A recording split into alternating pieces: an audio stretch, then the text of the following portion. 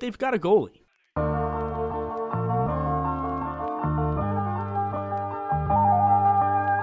If you want to talk, then let's talk balls. What's up, everybody? We're back. New episode of the pod. The date is March 3rd, 2020. I'm Dylan. I'm Mark. I'm Dan. We got Dan here again. Dan is back. I don't know. 2 weeks in a row. Yeah. 2 weeks in a row with Dan. So I have attendance issues. which is awesome because we love having a third guy on the podcast. Another reason we love having Dan on the pod is because he's a Flyers guy. He's a pretty big Flyers guy, and he's got I've stayed up to date with the Flyers. I have not been able to watch them as much as I would have liked to this season so far, but I have stayed very up to date with them. Dan has probably a lot more knowledge than me and Mark on the subject. Yeah, I don't really watch the Flyers that much. The problem is that they're played during like the same season as the Sixers play. That's my problem. I'm just like so wrapped up with the Sixers, I sort of just forget about the Flyers. Yeah. Yeah, but the Sixers are just so god-awful to watch that you can't help but, flip over to the team that's playing well. Yeah, so that's what it's about, like Dan really. said, it's hard to not bring up the Flyers. I don't even think we've talked some Flyers on this podcast, really. No, we haven't. haven't. Because we've been so wrapped up with the Sixers, because the Flyers have been always so mid-tier, I think, my entire life. Like, they've always been, like, when they make the playoffs, it's like a wild card spot or they're doing good. It's not that out of the ordinary for them to get a 5-game losing streak and then go on a 5-game win streak. Like, they're very back and forth. This has been my entire life, I feel like. They've been very up and down, like they've been up and down, but it's always been in the same season, so they're always like right in the middle. Yeah. If you want to go... Sorry, continue. I was just going to say, it's been somewhat of the case this year. They've lost 4 games in a row on 3 different occasions. Only other teams that have done that are Anaheim, Columbus, Chicago, Detroit, Los Angeles, Montreal, Ottawa, and San Jose. That is literally... None of those teams are in the playoffs except Columbus, who might make the playoffs. And we're the only other team in there. Yeah. And we're 6 in the power rankings right now. And I think the difference with the Flyers is they're a really young team Absolutely. On the upswing. So the first half of the year, they were trying to find themselves and just literally getting experience. And, man, they just, since January, they've taken off. They've been the best team in the league. They're the hottest team in the league right now, by far. Scoring a lot of goals, which hell yeah, has been their issue recently. Like, if you look... So this is in recent years. So they had a bad little swing after the holidays. Like, right around the holidays, I believe, that might have been one of their 4-game losing streaks. Like, they were... Yeah, the Penguins crushed them. Yeah, they were not playing too well, like, right around the holidays. This is since January 8th, so almost 2 months now. They have 16 wins, which is tied for first in the league. They have 33 points, which is tied for first in the league. I mean, those are incredible numbers. goals per game. Going into it, I mean, they lead the league in goals per game, in points and wins since January 8th. What more can you really ask for? And with goals against, they're 5th. I mean, Carter Hart really finding his... I really want to say finding his play within the last 6 games. In a healthy Carter Hart makes a big difference, dude. Absolutely. He is. I mean, they've got a goalie. That's what it really comes down to. You've got a good goalie, and it makes everything that much easier. The Flyers haven't had a really good franchise goalie in a long time. Since I was a little kid. Yeah, probably. Yeah. Who was the last one? Hextall? Yeah. Probably. In the 80s. Yeah, and I feel like since then it's always been just in and out with different guys. Couple seasons, new guys. I mean, you said it right there. The thing with the Flyers, with you growing up watching them, they were always in a win-now mode. They would always trade their young players away to get veterans to try and compete right away, and that's why they were always mediocre and would make the playoffs but never really make a run. They had a couple down years here and got some young talent. They did well in the drafts, and now you're seeing a young team. You're not used to a young Flyers team. The only player that is on the team now that I watched as a little kid was Claude Giroux. Claude Giroux, yes. He's the only player. I think maybe toward as I was getting older, we had JVR the first time around. And they got rid of him too early. Yeah. Just like many other young guys. So that was, I was pissed when they got rid of him. Yeah, I mean, there's such a long list of players that they got rid of too early, and then they had good careers. But luckily he's back, and he's playing well. Yeah. And, they're really playing well right now. They have a huge game tomorrow night against the Capitals. Yeah, so if the Capitals lost the other day, this would have been for first place. This would have been for first place, right. It's not now. So if they win, they're still not in first place, but it's a big game. It's definitely like a big game. It puts them in position. Yep. Basically. It's so huge. it won't happen right away. You won't get the instant gratification as you would if they lost the other day, but it'll put them right in position. So as we said earlier, the Flyers are on a 6-game win streak right now. They're hot as hell. They're playing incredible. One of the big reasons for that is Matt Niskanen, which is, dude, these are his stats for the last 15 games. 14 points, 3 goals, 11 assists, 1 shorthanded goal, 1 power play goal, plus 12 with him on the ice. He's hot. He's playing really well. I mean, he had a big goal on Sunday against the Rangers. And, him and Hayes. Is it Kevin Hayes, I think? Kevin Hayes. They got him from the Rangers. Well, he's a free agent, but, coming from the Rangers, he played really well for them and went to the finals with them one year. But he's made a huge difference. He's got 5 goals in the past 6 games. 5, he's hot. They're the hot team. I mean, and you know how hockey is. It's all about the hot team. Nobody wants to face them right now. No, especially going into the playoffs. Man, I know the Penguins don't want to play them. I don't think anybody would want. No, I wouldn't want to play the Flyers if I was a team. I mean, their chances, their Vegas odds to win the Cup have skyrocketed. I think they're at 12.7% now. They're 5th favorites or something. Because they play defense, they could score, and the goalie. It's all about the goalie, really. Yeah, really. Carter Hart has a healthy Carter Hart makes a huge difference. Dude. Yeah,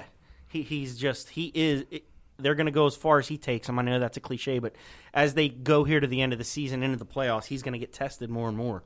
So this is his past 5 games.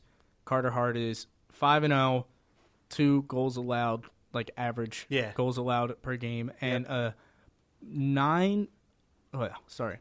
Carter Hart's past 5 games in the last 6 games. Carter Hart has made 5 starts. He's played 5 games. He's 5-0, 2 goals allowed per game, and he has a .929 save percentage. Yes, which is crazy. Almost a 93%. Yeah, almost a 93 save percent. That's really save good. Percentage. And the game Elliott came in, he did play well. In these recent games. And he's a great goalie. I mean, you can see it that he's going to be really good, but also their defense has gotten so much better from the past couple of years. Dude. Their defense was awful the past few years. And the fact Carter Hart is so young. He's so young. Is he 22 right now maybe? 21 or 22? I'll look it up. I want to say he's 20. I think he's a little older now. I think when he started at the beginning of last year, he may have been 20. This is his second season now, I think. This is his second. I didn't think he started at the beginning of last year.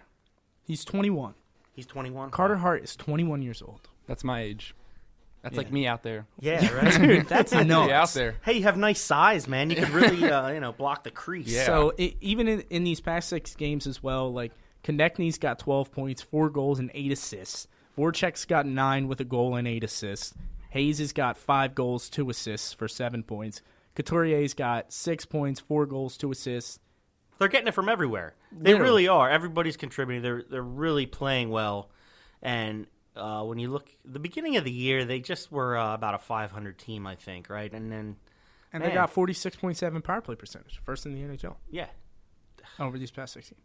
They've, throughout the season, they have came a long way with their power play percentage, dude. Right now, the power play. If you watch on Sunday, man, they were 2 for 2 right away. They had 2 early power plays scored right away on both of them. You're just not used to seeing that from a Flyers squad. They did not take advantage of that, this entire season until recently. They've just That's why, a young team though that you see they're on the rise, you really can't even worry about the stuff early in the season because they've grown since then. Mm-hmm. This is not a veteran team. They have some good veterans, but they have a lot of young guys that are making the difference for them, really. You can't ever forget about Giroux. But So, with the way it sits now, there's like 15 games left, maybe 17 games left. Maybe I can't remember exactly. It's around 15. Where do you think the Flyers finish, playoff seeding wise? Well, it's a tough schedule down the stretch. They play all the teams that they're going to be seeing in the playoffs, and it's going to get harder. You know, they've played really well, but they got to keep it up. You know, they've had this 6-game win streak. Now they're right in striking distance to get the number 1 seed in the Metropolitan. So I don't think they're going to get it. I think they'll fall just short of get. Think they're going to get 2? I think they're going to get the 2. And Washington's going to finish Washington's 1? going to finish with the 1. So where would that put them? Who are we looking at in the first round? They would be playing the Penguins in the first round with the home ice advantage, which, I mean, you can't ask for anything more than that. Yeah. Really. Dude, I want to go to a Flyers playoff game. Yeah, it's really awesome. It's intense. I went to a playoff game the year they won. The year they went to the Cup. Me too, yeah. I was at the game they lost the Cup. Were you? Yeah. Damn. On the Patrick Kane goal that was like no one knew it was a goal. That's very unfortunate. Yeah, that was tough. Dude, I think my dad went to every single game that series. Like he flew to Chicago for the other games. Did he really? He was a season ticket holder at the time. Right. So he got a good deal on the away games too. So like you were saying, they have like this tough schedule coming up toward the end of the season, and then of course when you get to the playoffs, like you're not playing scrubs anymore either. You're playing all playoff teams.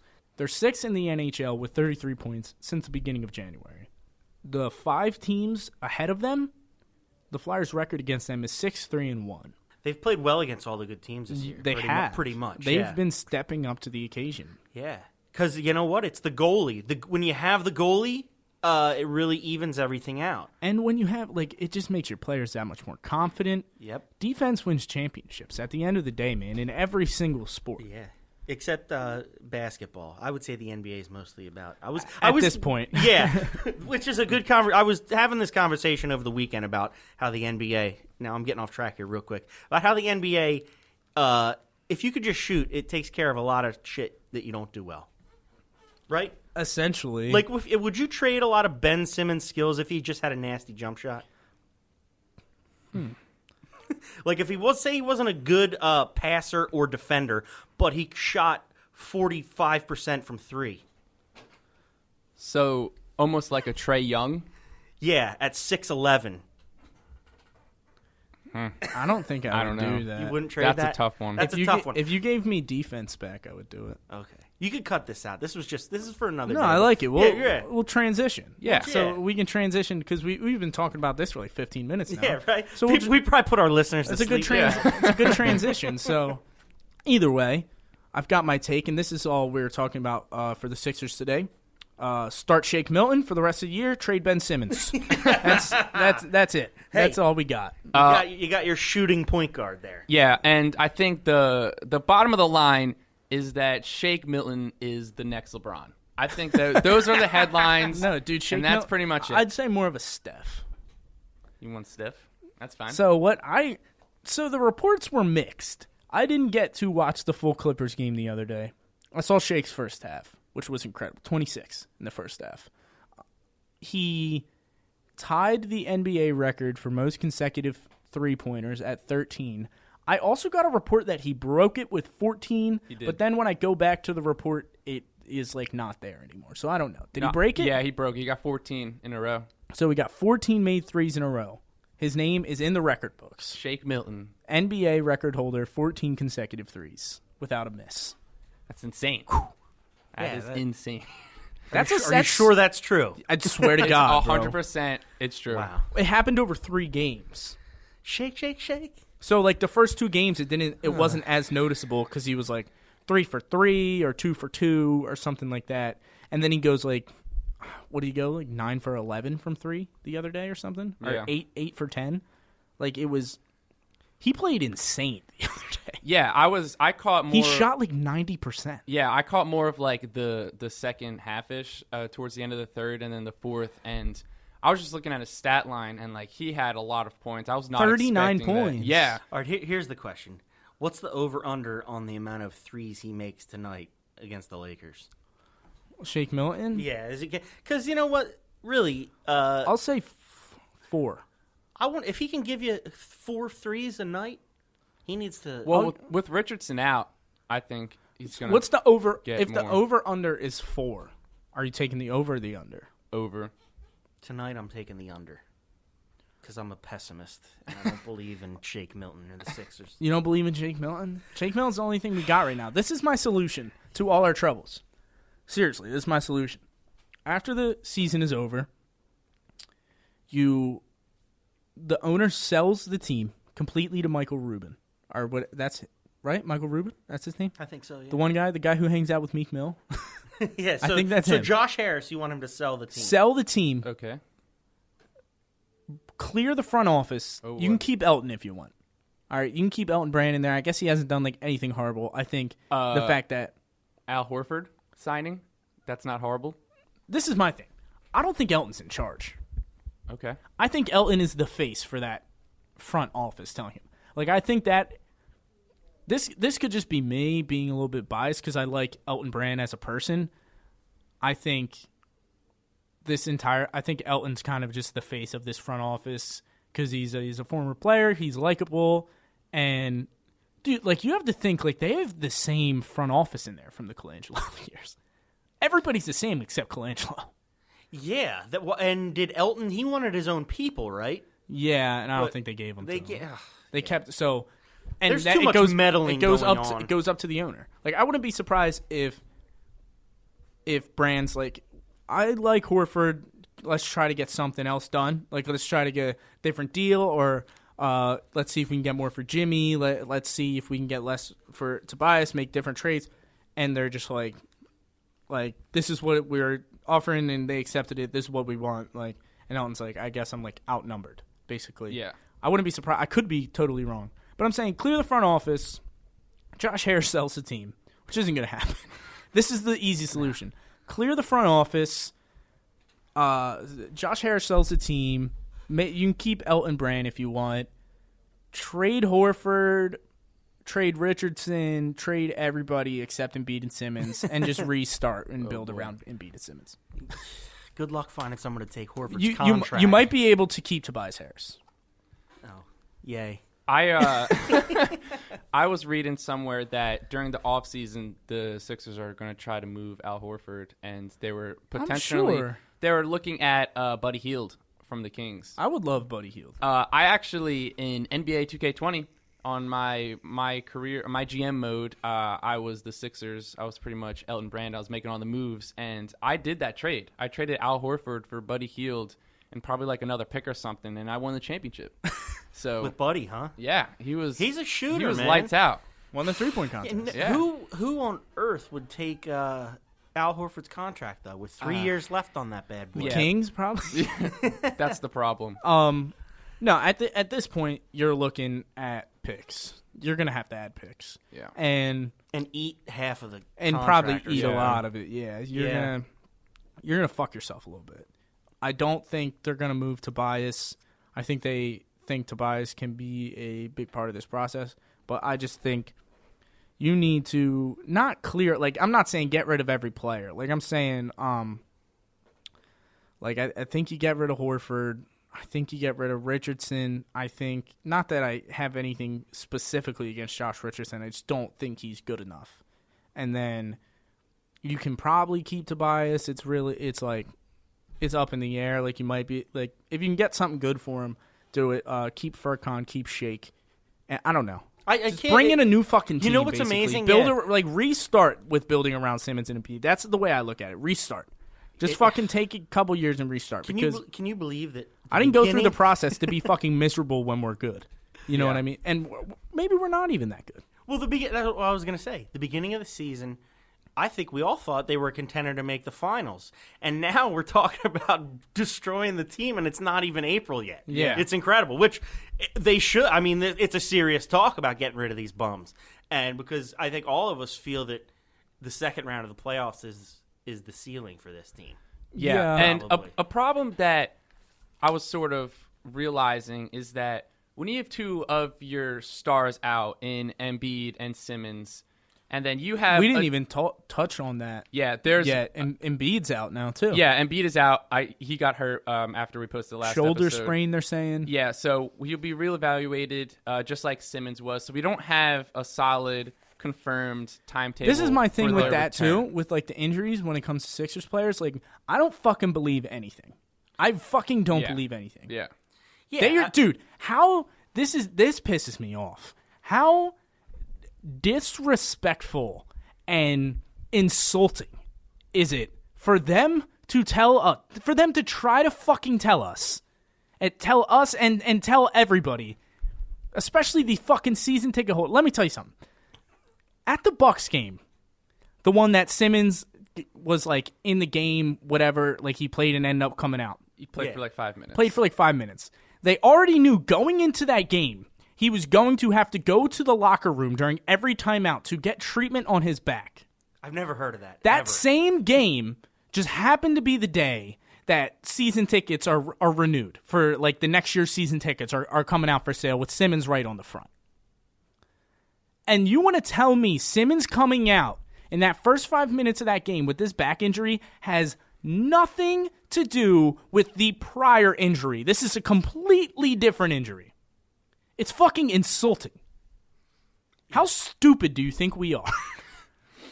I don't buy anything that the medical staff says for the Sixers or the Eagles. It's the same injury. They're saying it's a completely different, unrelated injury. What the fuck? How stupid do you think we are? Yeah, it seems like... I don't trust fucking anything this team says. In professional sports, the medical staff in the recent years seems to get away more and more with not telling the truth about athletes. I think a lot of it has to do with, what's that, like federal law, the HIPAA laws and stuff. Because back in the day, there was more information revealed. Now, they're very tight-lipped on it. I don't even trust them that they did an MRI on Simmons' back. Yeah, I don't believe anything they say. I don't even trust them that they have... The way it looks is the fucking doctors... take a look at Simmons and they take a look at Embiid and they say, shoulder sprain. Oh, yeah, this. They don't even fucking look deeper into it. I don't trust a fucking damn thing this medical staff says. Yeah, and how do we go and with Embiid's finger being hurt, how do they allow him to play in the All-Star game? That's just insane. Someone needs to tell him no. And going back to what I was saying before, Embiid is out, Simmons is out, Richardson is out with a concussion. And you have two people in Tobias Harris and Al Horford who are making a combined roughly around $290 million. And you're telling me that Shake Milton is going to be the hero of this team. That's insane. That should not be happening. He's not going to be the hero for the team, though. Maybe Shake Milton can be what we thought and hoped Markelle would be. Think about it. They're similar players. Very similar players. Yeah. Well, look, give me Shake Milton right now over Markelle Fultz any day of the fucking week. So, whatever the you know what's hilarious too? I'm sorry. No, this is I'm just like, it gets me heated too. Oh yeah, and by the way, when I said clear, like the coaching staff clear, all that, you're also firing the entire coaching staff, which leads me back to this. They're gone. They're going to be gone. Brett Brown sat down with Shake Milton after the All-Star break.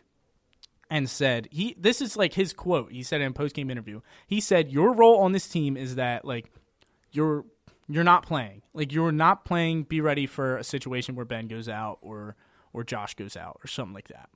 Like, but as of right now, you're really not going to get playing time. You might get a few minutes. How fucking, like, stupid are you I don't know. Like, if the guy comes in and drops fucking 39, sets an NBA record... I mean, shooting lights out. He's probably like your third best shooter on the team.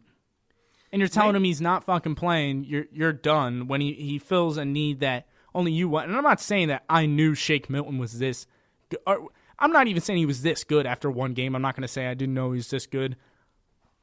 Because nobody really knew he was capable. I didn't know he was capable of this either.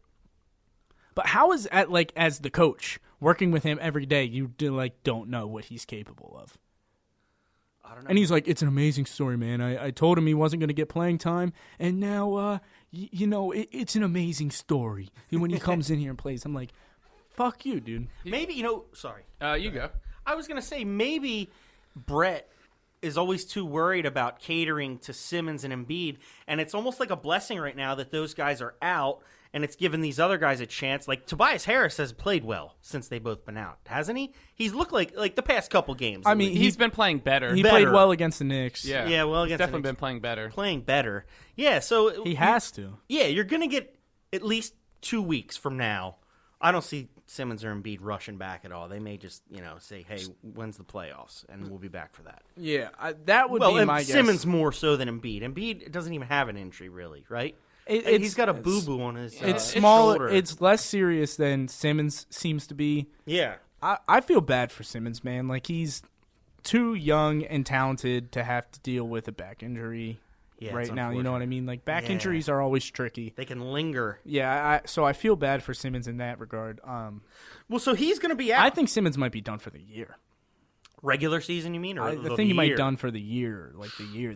I don't know. I have no information. I have just as much information as the fucking team does, probably, though. So let's assume that Simmons and Embiid are both going to be back for the playoffs, and just not worry about them for the regular season. The most realistic thing would be that Ben is out till the playoffs. That sounds about right. And Joel might be back in a couple weeks. Yeah, they might sit him till the playoffs too. They could. You never know. So you look at these guys that are going to be playing, and I still want to have belief in Tobias Harris. Al Horford, when you get old, you just get old and it's over. I fear that. Well, is he washed up or is he just so confused and just has no idea like what his role is? What I know when they signed him, because he played pretty well the other day. Over the summer, Horford played pretty well against the Knicks right. the other day. Over it's the fucking summer. Knicks, but sorry. Yeah, no, that's cool. Over the summer, the day they signed him, some writer came on and was talking about Horford, saying that they did their homework on him, and he was 33, but he still had good legs for 33. I don't know. Those legs are not looking that great this year. His defense he was always a good defensive player, and that's really what's the shocker is that his defense stinks. He's out of position. Horrible. He's just looked defense, old and slow, and when you're 34 now, he's just going to be older and slower as he goes on, right? He's been really bad on defense this year. Like, hard to watch. Maybe just hope that for the playoffs in a one game or a one series at a time mode, he can give you more than he's given you over this marathon of a regular season. They used to do that for Shaq. As he was getting older, they would limit his time in the regular season for the postseason. Maybe a lot of these guys need that as they get older. So that's what I'm hoping is that it's all about the playoffs. Just get to the playoffs. I want Ben. Ben's got to play in the playoffs. Yeah, I think Ben is. If that back's that bad, that's really. We're gonna see. It's always confusing, and it makes it a little bit more difficult when Clutch Sports gets into it, and Rich Paul, being that Ben Simmons is a client of them. So if you don't know what Clutch Sports is and Rich Paul, they're a sports agency. Rich Paul is a sports agent. He is the agent for Ben Simmons as well as LeBron, formerly Dwayne Wade, pretty much that whole crew, Carmelo, all them. So it's always the way you look at it is like, I think Clutch might get into it and be like, we don't want Simmons, like we don't want him playing because we don't want him to get more, we don't want his injury to get worse, and it's pretty confusing. Or they could see it as a thing where it's like they want Ben to play in the playoffs because it's good for them, it's good for their age. I don't really know exactly everything that goes into it. I would be all for him. I just know they're very involved. I would be all for him missing the entire rest of the regular season. So am I. I don't care. I couldn't care less about the regular season, especially the NBA. Because Ben, if you're not first, you're everybody else in the conference. Yeah. Ben's the guy that's gonna come in. I feel like Ben has a way better chance than Embiid of coming in and like not really missing a beat. You know what I mean? Like coming in like he was never really out, coming in not really rusty. He's not an injury-prone guy. He's been pretty legit, pretty durable. Yeah, he's been pretty durable, especially for his size. I'm just thinking, like, Giannis has played, like, 37-plus minutes one time this year. Simmons has done it 18 times. Yeah. So, like... He's a workhorse. He's a point guard, but at the same time, he's, like, 6'10", like, pushing 6'11", He's pushing 7 feet, really. Yeah. I don't like. No matter how athletic you are, no matter like how much stamina you have, how great of shape you're in, at his size, like it takes a toll. Yeah, it's got to take a toll. When you can't shoot for dick, you have to do everything else good. Yeah, that's what I mean. Like, so doing that, like, it takes a toll on your body at that size, putting in the amount of work he puts in. Yeah. And it's easy to recognize with Embiid, but I think oftentimes we always talk about how it's like Ben Simmons, 6'10" point guard. Like, it's crazy. Like, but we really, and he's been a point guard his entire time in the Sixers, and I remember coming in, they said he was going to play point guard, and they asked Brett Brown about it, and he was like, no, I'm not talking point forward, I'm not talking small forward, like I'm talking point guard, like he's going to be our point guard.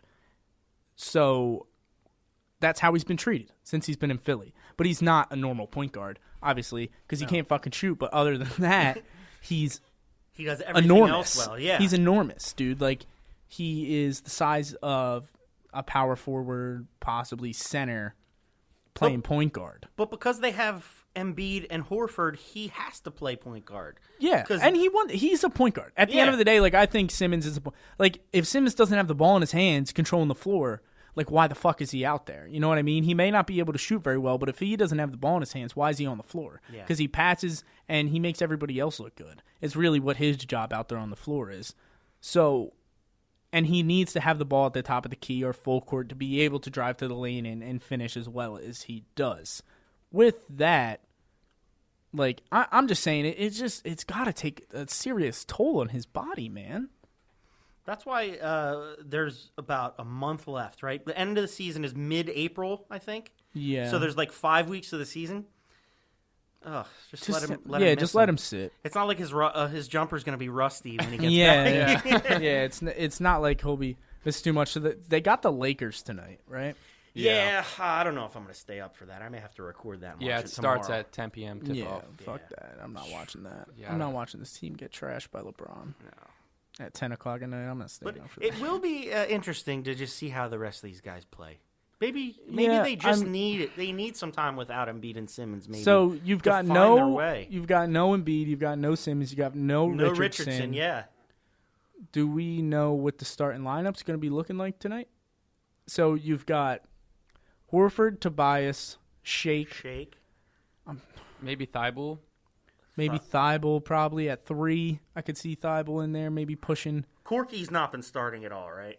He started the one time. I think he's one. Just better used off the bench, but he might have to start. They might put Neto in there as a starter, but you're looking at, like, essentially the 3 guys you know are most likely going to be starting today are Shake, Tobias, and Horford. You might get Mike Scott in there at 4, and then maybe start Neto at 2. That would be my guess. We don't have the lineup yet, but my guess would be Neto, Shake, Tobias, Mike Scott, and I wonder what Horford. the betting line on that is. It was 12.5 against the Clippers, and they covered that easy. Yeah. That was an easy cover. But I mean, yeah, I don't know if they could put forth another shooting effort like they did. The Sixers, 12.5 again. 12.5 again, huh? Yeah. Can they cover twice in a row at the Staples Center? That'd be impressive with this bum squad. Yeah. 60 out of Shake Milton tonight. I think we should all put in $5 a piece. Bet $15 on the Sixers tonight.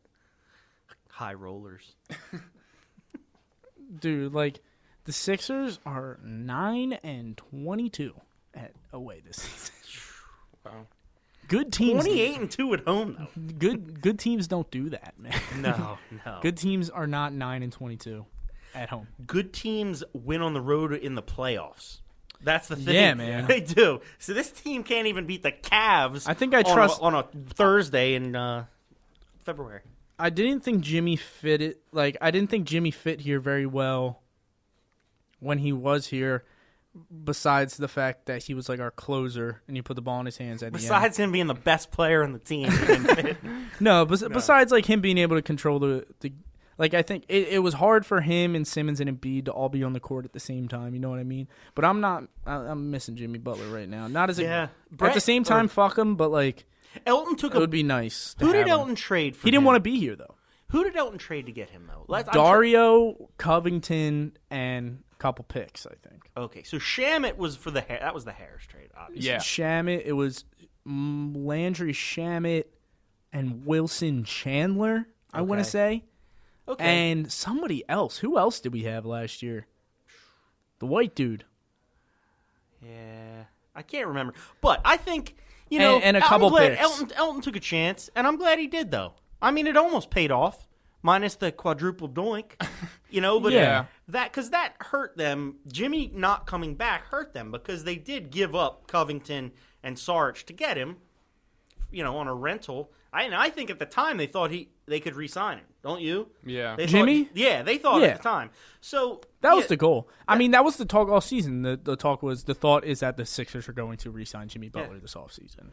So it hurts trading He for a didn't want to guy be on the here. contract. He didn't want to be Yeah. here. He wanted to be the guy. Like, he wanted to be the guy on his team, and that's just not who he was going to be here. But you have to say with that, so the Sixers did take a chance, but that was a big organizational loss to trade for Jimmy and not be able to re-sign him. That's a kick to the nuts, I would think, as an organization. I a little mean, bit. I'm feeling it as a fan. It's almost like it sends a bad taste to the mouths of other potential free agents wanting to come here as well. I mean, same thing with JJ leaving. And then Tobias getting paid. Yeah, it also course. forced you to have to pay Tobias as well. Because if Jimmy stayed, I don't think both of them are staying. I think they would have not given Tobias that kind of money if Jimmy stayed. But no, they had absolutely to. not. Yeah. Tobias would not. I don't think Tobias would be on the team right now if Jimmy stayed. Jimmy fucked him big time. Basically, I mean, I think they kind of fucked themselves. Yeah, they fucked themselves. Like getting into this. I mean, you had so much evidence on the guy that Jimmy Butler was, and Jimmy Butler's the type of guy where you love him if he's on your team, you hate him if he's not. You know what I mean? Exactly. Embiid's probably the same way. I've just never experienced Embiid not on my team. I know this doesn't mean anything now, but if you had Saric and Covington right now on this team, especially with no Embiid and Simmons, would that make you feel a lot better? Or are those guys just in your mind not difference makers enough to really make you feel that much better? Sarge has not really done anything since he left the Sixers, but I think he had a really, really nice fit here with Embiid. Mm-hmm. I think him and Embiid played great together. They did. And he was a fan favorite. Absolutely. I mean, yeah. You want, like, if your They'd be option better. is to have them or not have them, Right. they would be better. You know what I mean? Like, Yeah. I'd feel much more comfortable going into this season with, I think this would be a cool lineup. So that means you take Josh Richardson out of the equation, too. Yeah, you have to take him out of the equation. So you're talking about the Jimmy trade never happened. The Tobias trade did happen. Yes. So you signed Tobias. So we have Tobias. You're looking at probably like Ben. I mean, dude, you take that out of the equation, man. Like, like JJ's possibly still here. But essentially, you're thinking they would have brought somebody else in as a shooter if they didn't get Josh Richardson back to play two. Let's just say they didn't, though. You're either starting Covington and Tobias, like both at 3, kind of Covington probably running more of a 2-guard role on offense, and then having probably Tobias cover the 4 and Rocco essentially probably cover their best player on offense. So let's just say, I mean, starting lineup, if the Jimmy trade never happened right now, would probably be Simmons, Covington, Tobias, Saric, and Embiid. Yeah. And I like that lineup better than the lineup we have. I do. At the beginning of the season, I didn't. But right now, I mean, or even if at this point you're starting like Furkan or you're starting Shake at 2 and have Covington coming off the bench, he'd win 6th man of the year probably. Yeah. I think anyway you shake it, no pun intended. Yeah. I think that they're not good enough to beat the Bucks. No, I don't think so either. The Celtics, even. I mean, they're 3-1 against the Celtics this year, but I still don't want to face them in a series. No, I don't really want to face anybody. No, I don't want to face. I want to face maybe like the Cavs. Who's probably going to finish at 5? You're looking at like odds are we're probably not even going to get 4. Like odds are like we're probably looking at 5, especially if Simmons is out for the rest of the year. We're looking at like the 5 seed, which means we're probably facing Boston in the first round. The Sixers are currently sitting at the 6th seed. but we're tied with the Pacers. Yeah, so they're Pacers 37 sneak and 24, and then the 7th seed is the Magic, who are 27 and 34. So we have a 10-game lead on the 7th seed. So we're looking at how far away are we from the 4? 2 games back. So best case scenario, you are finishing with the 4. What's the most the biggest win streak this team has had this year? Can they string together I think a couple 10 and of wins? I think 10 and 0 at the beginning of the year. Who? The Sixers. They were 10 and 0? No, were they? No. 5 and 0. No, they were 10 and 0, right? Yeah, we got a bunch of wins. I I wanna don't say- I don't remember exactly what the number was. I want to say it was 10 and 0. but we were definitely. It wasn't because they. Maybe it was like 6 and 0. I don't know. Yeah, it was something. 10 and 0. It's funny you say that. In 2001, when they went to the finals with Iverson, they started out 10 and 0. How old were you? Like 1? Yeah. 1. I like 2. Yeah, like coming up on 2. They had the 1 seed since they went 10 and 0. They were the 1 seed from start to finish in the East. Really? Yeah, That's Wow. cool. Yeah. So, I mean, the Bucks are on pace to win 70. I don't know. It's not looking good any way you face it. You get to, I mean, if you stay the 6, then you've got the Celtics, move up to 5, then you've probably got the Heat. And then, I mean, if you somehow get the 4, you're probably playing Miami either way, just with home court. They just don't score well enough that you're confident against anyone. Their offense is not championship caliber.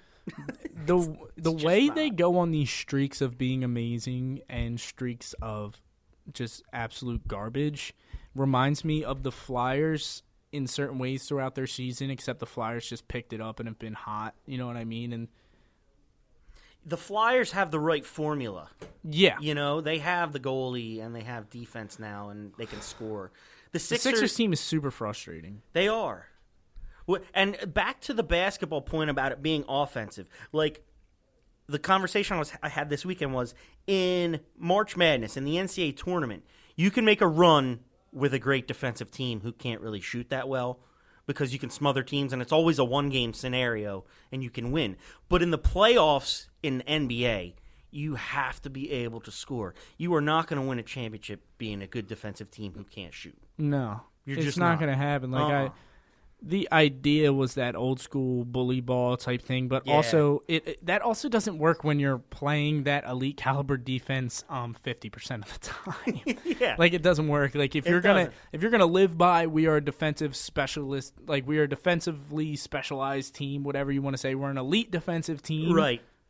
Like, and Do it all the time. Like, elite defensive teams don't let the fucking Hawks score 120 or whatever they let them do. Like, yeah, they bring their defense every night. You know they're going to bring it. That's what the 2001 Sixers did defensively every night. You knew they were bringing it. This team, you don't know what the fuck you're getting from night to No, night. and that's the most annoying part. Yeah. So with that being said, let's shut it down on the Sixers. Let's Yeah. talk some balls, Mahoney.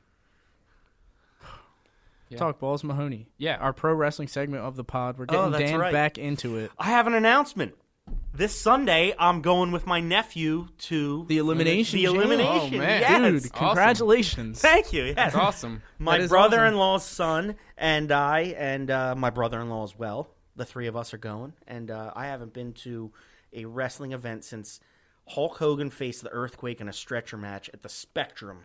Dude, I wish I was in going to 90. Elimination Chamber. Yeah, that would have been And nice. you got I don't even know what the fucking Elimination Chamber is. That's what a bum I am. So look, All right, dude. So we'll talk about, maybe we can do our Elimination Chamber predictions. So going into this Elimination Chamber is like, you need to know what the structure is like.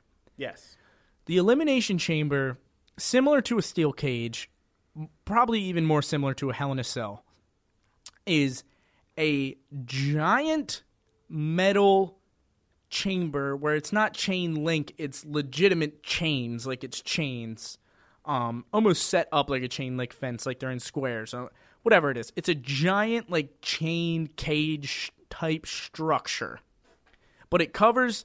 It's not just around the outside of the ring. Like, it also has like this metal. It has like metal flooring, even with the ring. So when you leave the ring, you're still in the Elimination Chamber.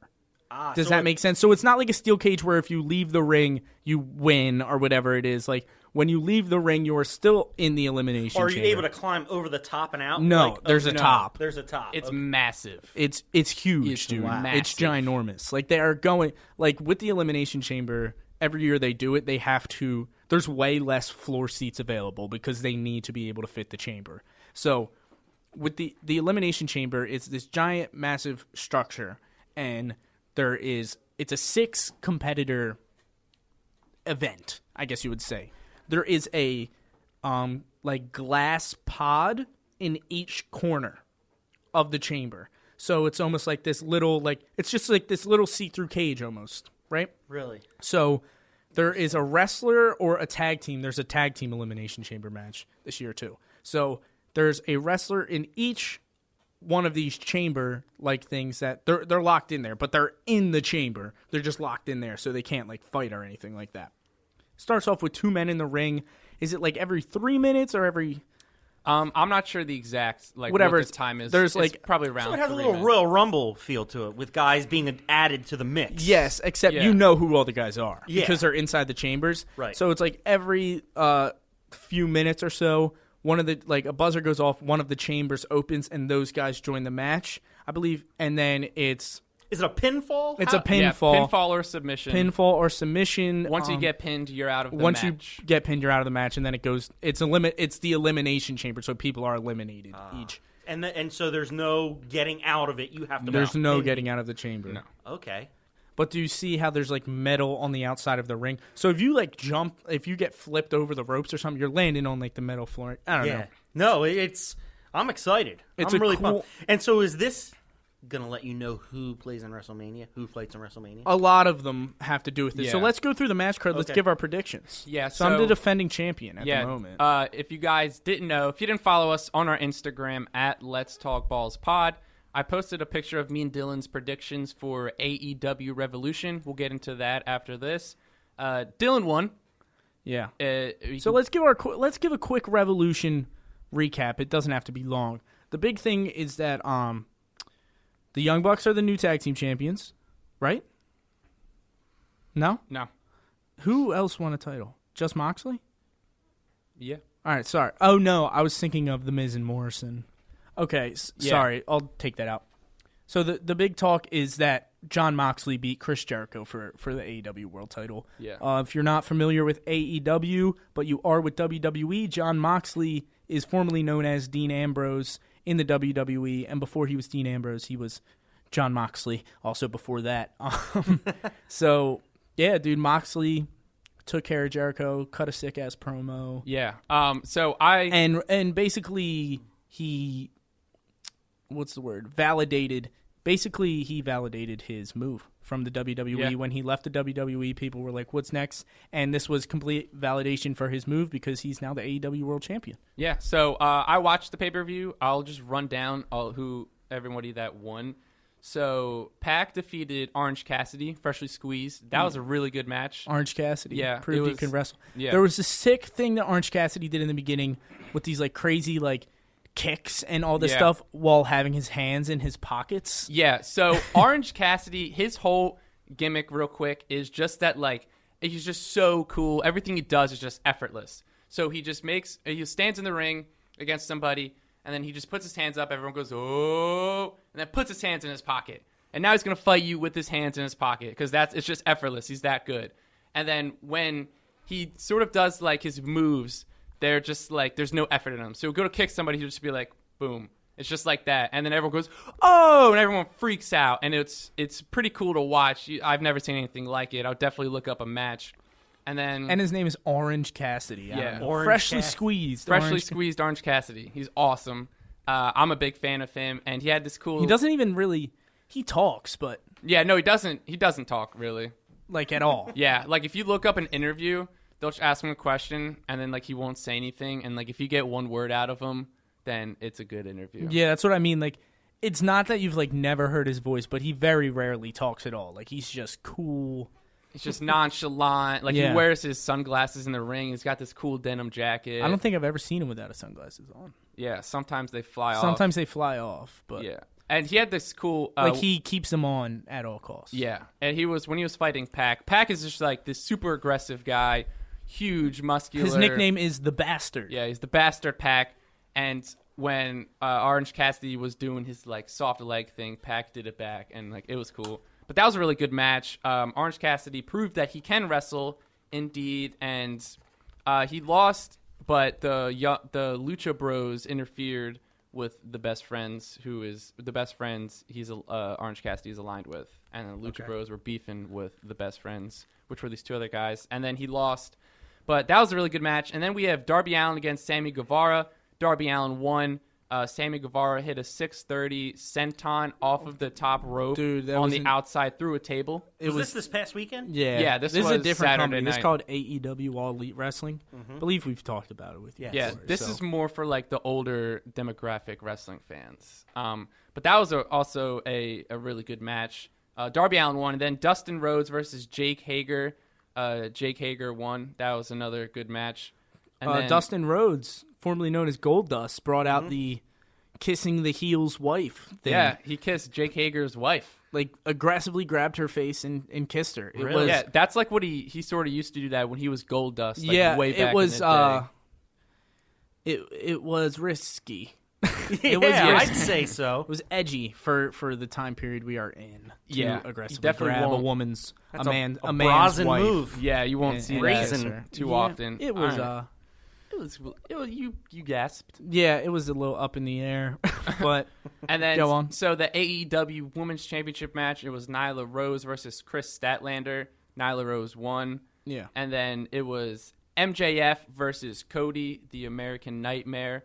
MJF won. yeah. Cody Rhodes is Cody is Cody Rhodes, Dustin Rhodes. Yeah, they just Dustin can't- Rhodes' brother and Dusty Rhodes' son. So, Cody also revealed recently his horrendous neck tattoo. Oh, yeah, he got this fat tattoo like right here on his neck of like his American Nightmare, I guess, symbol. I think it's an odd place to put it. I think a risky move. Horrible like placing decision. I mean, his wife spoke out about how she doesn't like it. yeah. I mean, if you're gonna put it on your neck, I think it would have looked cool like straight on his neck. If anything, I mean, I wouldn't even, or like the back of the neck maybe. It was like the shape is weird to have on his neck. It looks and, like it was like on a video game, and you're like, oh, I'm just gonna throw a tattoo on my neck, and then you just like put it on the side. like of the your tattoo neck. itself isn't horrible. It's the placement. It's Yeah. like- That's tough for his wife. If she doesn't like that, she's got to look at that all the time. Yeah, and it's like big bold That colors. could end marriage. It's big bold Bad neck colors. tattoo. MJF also got busted open, which was cool. Yeah. The one thing in that match I will say was when MJF won, I don't think a lot of people that were there knew it, but he has this huge diamond ring that he won in like a previous, in like a couple months ago, and he took that out, and then the ref was distracted, punched Cody right in the dome with it, and then Cody was knocked out. But I don't think any of the fans knew that because once that happened, he pinned him, and MJF won, and everyone was sort of like, "What just happened?" But Yeah. they'll go back and look at that. And then next up, we have Adam Page and Kenny Omega versus the Young Bucks. This is for the Tag Team Championship match. Adam Page has been trying to distance himself from the Elite. Mm-hmm. And so I thought that Adam Page was going to turn on Kenny Omega and the Young Bucks were going to win. We both said the Young Bucks were going to win, but we were wrong on that. That's usually what happens when we do our predictions is we guess every single match. Well, every single match except one, we guess the same people. And then one we differ on, but then we usually will get one wrong. At the end of the match, though, Hangman Adam Page, after everyone sort of hugged, he was standing at on the apron and then put his belt down. He was grabbing the rope, and Kenny Omega was on the other side facing the crowd. And everyone knew he was about to hit him with the buckshot lariat, which he like flips over the ropes and like closes the line of them. It's awesome. And it looked like he was about to do that, and then Kenny Omega turned, and then he just walked over to the ropes, and then Adam Page just sort of like helped him out of the ring. So it was, you could see he's like about to turn on him. Again, Young Bucks lost. The Adam Page and Kenny Omega won. And then our main event of the night was Les Champions, Chris Jericho versus Unscripted Violence, Jon Moxley. It was a really good match. Moxley was busted open. Yeah. Moxley won. Dylan got that pick right to Yeah. give him the predictions. Dude, I know championship belt. it was time. I mean, it was nice.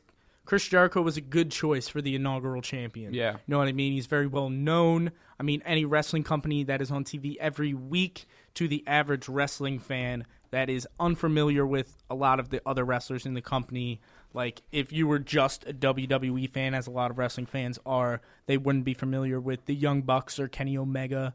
They would be familiar with Cody, but they don't know him as he is now. Yeah.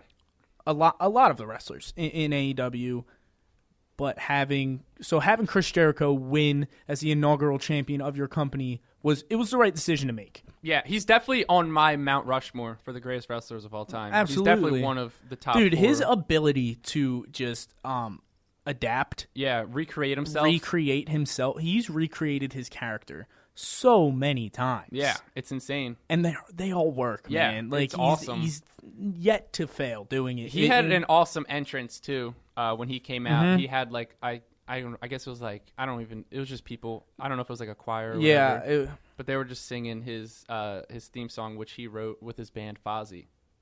yeah, and then it's unfortunate that Chris Jericho did all that for his entrance and then ended up losing to Jon Moxley, man. Jon Moxley, like I said, completely validated his move to All Elite Wrestling from WWE, and he's a champ, man. Yeah. He deserves it. And he cut a pretty good promo after the match. It was hilarious. Yeah, honestly. did you see it? Yeah, I saw most of. Yeah, I saw it. Yeah, and so if you didn't hear about it, he was just like cutting a promo after the match, saying like how grateful he was for all of the fans and that this belt was everybody's belt, not just his. And then he sort of took like a couple second pause, and then they played his music, and then he was just like, "Oh, what the fuck?" I was like, and then they sort of cut the music into the mic, so everyone heard him say "what the fuck," and then he was like, "Oh, I'm just going off the top of my head now. I'm just talking," and then he sort of just talked for like a couple more seconds, and then that was that.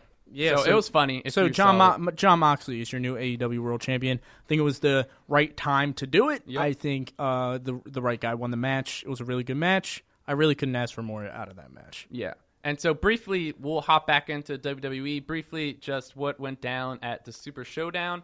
The Undertaker returned in the gauntlet match for the Kuwait trophy. Whatever it was, some sort of trophy that some match they made up just to have the Undertaker return. Really, yeah, is all that happened. Yeah, Taker chokeslammed AJ Styles once, and then that was that. He so, won the trophy. Dan, if you're not familiar, WWE does a few shows a year in Saudi Arabia. The Saudi Arabian government, WWE basically sold their souls to the Saudi Arabian government. There is a number of wrestlers that refuse to work the show because of just the Saudi Arabian laws and everything they do not agree with. Basically, the Saudi Arabian government paid so much money that they want to see big names such as The Undertaker, Brock Lesnar, Goldberg. So you're finding those people on all of those shows. They return pretty much for all of those shows. Yeah. So The Undertaker came out and pretty much started his feud with AJ Styles. Yep. And then, which was the shittiest moment of the night, which we will talk about briefly because it's going to get me frustrated. Goldberg at 53 years old defeated The Fiend, the hottest character, the hottest wrestler, the hottest superstar in the company right now. Guy was on fire, on top of the world. He should not have lost the belt anytime soon. Yeah. And he gave it up to Goldberg, a returning 53-year-old, in about, 3 minutes probably, not even. Yeah, that's sort of the limit for a Goldberg match these days. Just so they could do Goldberg versus Roman Reigns at WrestleMania, essentially. Yeah. So that was awful. When I got the alert on my phone, I literally screamed. I just told myself, I was like, there's no way that he's going to lose to Goldberg. Yeah. And he did. Yeah, which... Goldberg is... your two... Check this out. Your two champions of the WWE right now are Brock Lesnar and Goldberg, who... Has Brock wrestled on Raw in the past 5 years? Probably not. I don't think any of them had, they've probably wrestled a combined 20 matches in the past 5 years. Which probably has a combined time of 30 minutes. Yeah, dude. It's And Goldberg hasn't been around. He literally just showed up like the week before, and then he was. He shows up like a couple times. I a heard year. some talk this weekend about Bray Wyatt and John Cena. Did something happen? Yeah, between so those the Fiend two? is Bray Wyatt. Oh, that's the same guy. That's right. Yeah, The that's Fiend. his character. So okay.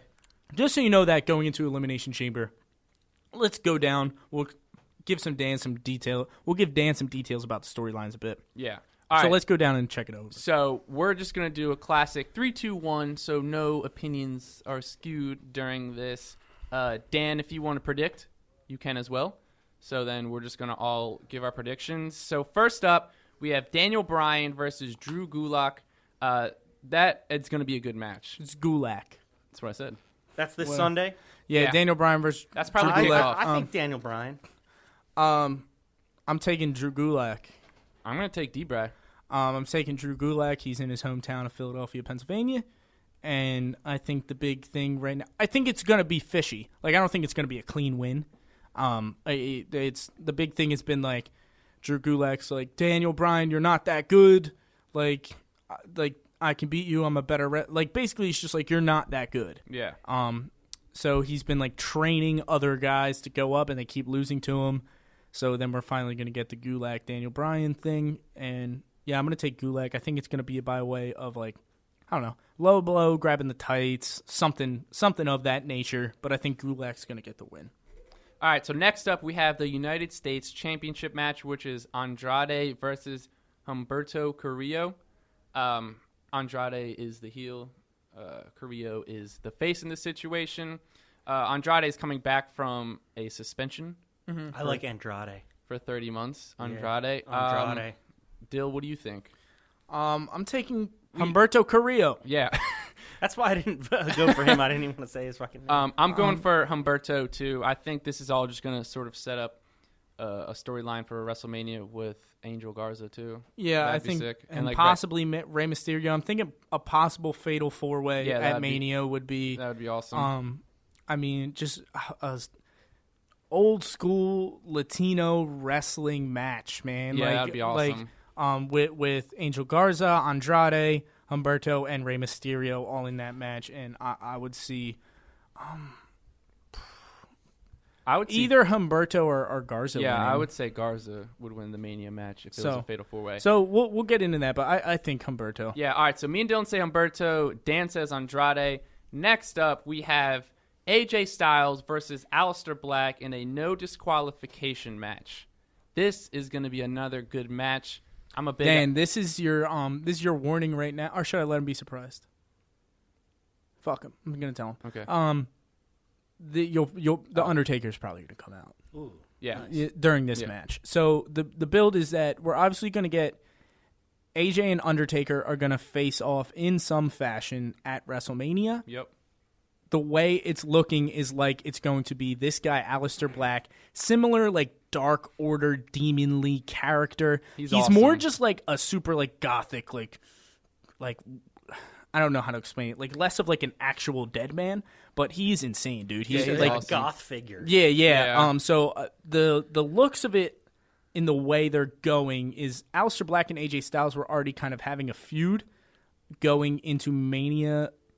So with The Undertaker coming back and doing that to AJ, I believe we're going to get The Undertaker and Aleister Black versus the OC, which is AJ Styles' little clique. It's him, Luke Gallows, and Carl Anderson. So that's probably where we're going toward.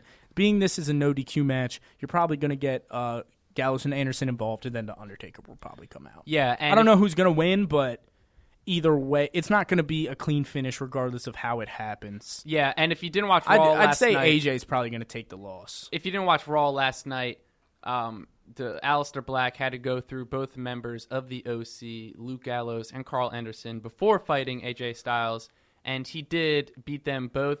But the second match against Luke Gallows he got disqualified because they just beat the shit out of him, and then AJ came in and just pinned him. But once AJ pinned him, he sort of did the Undertaker thing where he folded his arms over and then like stuck his tongue out, and then they counted 1, 2, 3. He pinned him in the way the Undertaker does. Yeah, so there's that. I'm taking Aleister Black in this one. Dylan, who are you taking? I guess I'll take Aleister Black. Aleister Black. Dan? Aleister Black. Aleister Black. Yeah, I'm all going the to way. take Black. I think the OC will get involved. Taker will come out. maybe like Tombstone, maybe choke. I could see this. I could see maybe Styles gets knocked down. The OC's beating the shit out of Black. Lights go off. Lights go on. Taker's in the ring. Double choke slam to the OC. Styles gets up and Black Mass to so Undertaker comes out. Lights come on. Undertaker's there. Double choke slam to Gallows and Anderson, and then a Black Mass to Styles as he gets up, and Black comes out with the win, setting up the Undertaker and Aleister Black versus OC 3-on-2 handicap match at Mania, which is, I like the idea of it, man. Like, you're going to get your Undertaker, AJ Styles face-to-face sort of thing that you want. You're going to get your Black and AJ Styles thing that you want. I think it's a good way of getting the Undertaker a win without burying AJ Styles in the OC. I think it's a good way to get Black on the card and elevate his play by teaming up with one of the best wrestlers of all time and one of the biggest legends of all time in the Undertaker.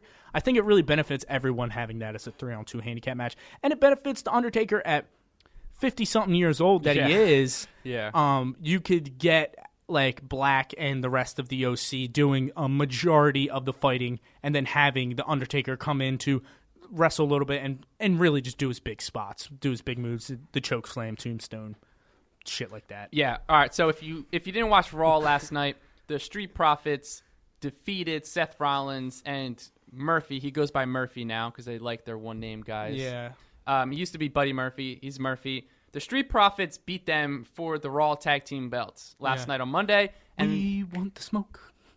Yeah, That's their thing, dude. They're hilarious. Yeah, they're bro. awesome. Street Profits are sick. Yeah. All right. And so next up, we have the Raw Tag Team Championship match, which is the Street Profits, who are now the champions, versus Seth Rollins and Murphy. Street Profits. Street Profits. Street Profits. Street Profits all the way around. That would really How suck. can I go against them? If they lost immediately after winning it, Yeah. not even a week later. Yep. I think you're setting up probably. I mean, is that going to be Seth's match at Mania though? No, Seth said on Raw once he's done with the Street Profits, he's gonna give Kevin Owens like what he deserves. So it would be KO versus Seth probably at Mania. Do you think we're gonna get KO versus Seth, or Murphy and Seth versus KO and Samoa Joe when Samoa Joe comes back? Samoa Joe has been suspended. Samoa Joe, he got suspended? Yeah. I thought he was hurt. No, he got suspended. Yeah. I think he was hurt and then he got suspended. Ah. So he's like cleared to wrestle now, but he's suspended. Oh. Yeah, they could set that up, and then maybe Samoa Joe turns on KO. Yeah. That'd be cool. See something like that. I don't know. KO versus Rollins is the most likely thing. Though. Yeah. All right, so next up we have the Intercontinental Championship match, which is Braun Strowman, who is the champion, versus Shinsuke Nakamura, Cesaro, and Sami Zayn. It's a 3-on-1, so I don't know who's going to get the belt if Sami, Cesaro, and Shinsuke win, but I don't see that happening either way, so I'm taking Braun Strowman. I don't know. I'll take Strowman. It's a 3 versus 1. I'll take the 3 guys. No, yeah. Can I change? Sure. I want Zayn, Nakamura, and Cesaro. I think it's gonna be too much for Strowman, and then maybe Strowman, and maybe they do a rematch of this same exact match. Is he fighting them all at one time, or are they tag in and out? They tag in and Yeah, out, okay, but it's 3-on-1. Right? Yeah. I mean, Sami Zayn has been amazing on the mic in this managerial role. Essentially, he basically tricked Braun Strowman, used his own words against him during their contract signing, which would have been Strowman versus Nakamura at Elimination Chamber. Strowman said, he was like, "Are you sure you want to go up against Shinsuke Nakamura? He, the artist, or whatever he was. I don't know." And he was like, "I'll beat all 3 you bums at the same time," or something. He's like, wait, you just said you would beat all 3 of it, blah, blah. And they all signed the contract, so like he put Strowman's words against him to do this 3-on-1. I could see Zayn pinning Strowman and Zayn being like, "Fuck you guys, read the contract. I'm the Intercontinental Champion. Yeah, I could see if the three of them win, I could see that setting up a triple threat match at Mania between them, where they're Between them, dude. That would be awesome. Nakamura, Cesaro, and Zayn at Mania would be sick. insane. Yeah, but I'm also thinking that they're trying to build up Braun as like this monster. That would be so awesome, bro. Yeah. Oh my god. But guess what? It's not going to happen. It's not. It's not. Strowman. Whatever. I'll take them three. Strowman's going to be involved in the Intercontinental match at Mania. Anyway. Yeah. Maybe they'll do a tag match. Maybe they'll do a ladder match again. Who knows? Ouch. I think they could be setting up for the SmackDown tag titles as a ladder match at Mania. Yeah. They love their Mania They love their Mania ladder matches, and so does everybody else, man. Yeah. Everybody loves their multi-person ladder match at Mania. Yeah, and bringing that up at the Super Showdown, Miz and Morrison won the SmackDown tag team. And that's our next match, right? No. Oh. Almost. All right, so the next up, we have the SmackDown Women's Elimination Chamber match. Yeah. But the only participant we know is Lacey Evans. And is this the winner faces Bayley at Mania? I'm not sure. I believe so. Why would they be doing this for no reason? Yeah, that's a good point. So I think this is the winner faces Bayley at Mania. The only participant we know as of now is Lacey Evans. So you got to we'll assume say you're going to get Naomi in there. You got to assume Natalya. Natalya's in the other one. Oh. So yeah, I mean, you're probably going to get Naomi, possibly Carmella. Sasha Banks is going to be in it, and she's going to win. Yeah, that's the way it's going to happen. I'm down with that. Sasha, so we get Sasha versus Bayley. Yeah. What do you think? I agree with that. I concur. Yeah. We're going to get Sasha Sasha versus Bayley. That's the match that you want. All right, so next up we have the SmackDown Men's Tag Team Championship match, which is The Miz and Morrison versus The New Day versus Heavy Machinery versus Robert Roode and Dolph Ziggler versus The Usos in the Elimination Chamber. I'll go Roode I thought and Lucha Ziggler. House Party was in there. No. No? No. Roode and Ziggler. They sound like the winner to me. Robert Roode and Ziggler. I'm taking Heavy Machinery. Are you? Yeah. I think I don't get why they haven't really been doing a whole lot with them. And I think putting them in a field like this and having them be the winners is something that they should do. But I also could see like the New Day versus the Usos, one of them winning and then making that a match again at Mania. I'm going to take the Miz Morrison to retain. They just won. Ho, ho. But I think we're going to get probably all those same teams in like a ladder match sort of thing at Mania probably. Yeah, that'd be cool. I wish they would have like Robert Roode and Dolph Ziggler as like more of a tag team. Yeah. Because they just seem like two random guys thrown together, which they are, but like they're not like really like a cohesive unit. They're just two guys that are working together. All right.